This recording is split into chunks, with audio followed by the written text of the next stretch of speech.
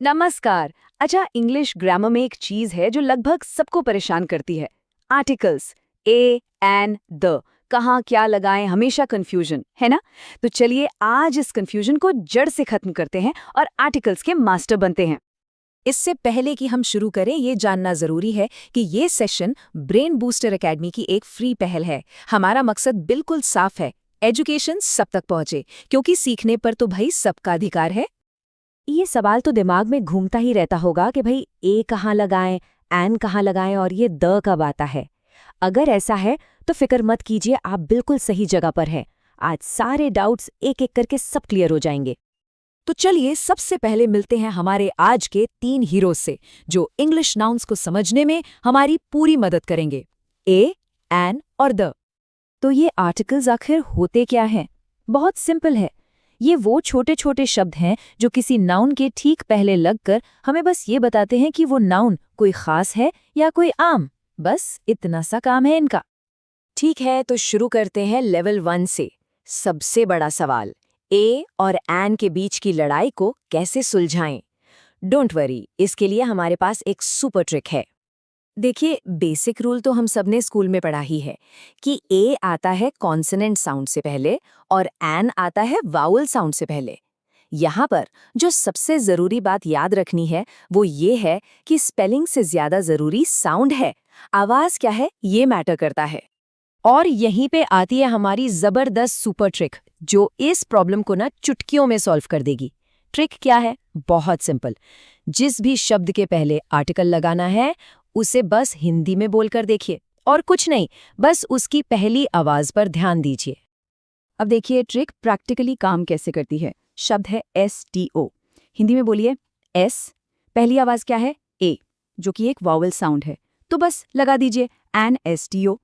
अब देखिए honest, H से शुरू होता है, पर हम हॉनेस्ट तो नहीं बोलते ना, राइट? हम बोलते हैं ऑनेस्ट। पहली आवाज O, तो क्या लगेगा? बिल्कुल सही, एन ऑनेस्ट। और अब आता है सबसे मजेदार हिस्सा। यूरोपियन और यूनिवर्सिटी दोनों की स्पेलिंग तो वाउल से शुरू हो रही है, ई और यू से, पर हिंदी में बोलकर देखिए, यूरोपियन यूनिवर्सिटी, पहली आवाज यू मतलब य की है, जो कि एक कॉन्सोनेंट है, इसलिए यहाँ एन नहीं ए लगेगा। ए यूरोपियन, ए यूनिवर्सिटी। देखा है ना कमाल की ट्रिक? बहुत बढ़िया। तो ए और एन का किस्सा तो सॉल्व हो गया। अब टाइम है लेवल अप करने का और समझने का कि द की असली पावर क्या है। द का इस्तेमाल करने का एक गोल्डन रूल है, इसे हमेशा याद रखिए। जब भी आप किसी नाउन के बारे में पहली बार बात करते हैं तो वो कोई भी हो सकता है, इसलिए ए या एन लगाइए। लेकिन जब आप उसी नाउन के बारे में दोबारा बात करते हैं तो वो खास बन जाता है और तब हम लगाते हैं द। इस एग्जाम्पल को देखिए, ये गोल्डन रूल को एकदम परफेक्टली समझाता है। आई बॉट अ मैंगो, मैंने एक आम खरीदा। यहाँ पहली बार आम की बात हुई तो अ लगा। द मैंगो वॉज सावर, वो वाला आम खट्टा था। अब हम उसी खास आम की बात कर रहे हैं, इसलिए द लगा। सिंपल। इसके अलावा कुछ ऐसी जगहें हैं जहां हमेशा मतलब हमेशा द ही लगता है, जैसे दुनिया की अनोखी चीजें, the sun, the earth, superlatives के साथ, द बेस्ट, द टॉलेस्ट, दिशाओं के नाम के साथ, पवित्र किताबों, पर्वत श्रृंखलाओं, नदियों और महासागरों के नाम के पहले, और हाँ, म्यूजिकल इंस्ट्रूमेंट्स के साथ भी द ही यूज होता है। बहुत अच्छे। अब हम आ गए हैं एडवांस्ड लेवल पर।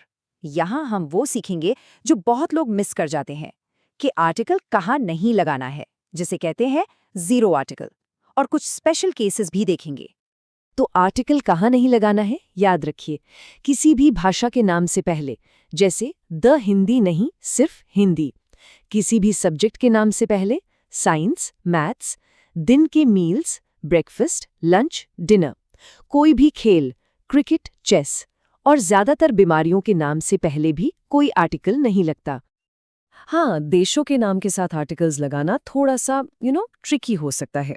ज्यादातर देशों के नाम के आगे कुछ नहीं लगता, जीरो आर्टिकल, जैसे इंडिया, जापान, फ्रांस। लेकिन यहाँ एक लेकिन है।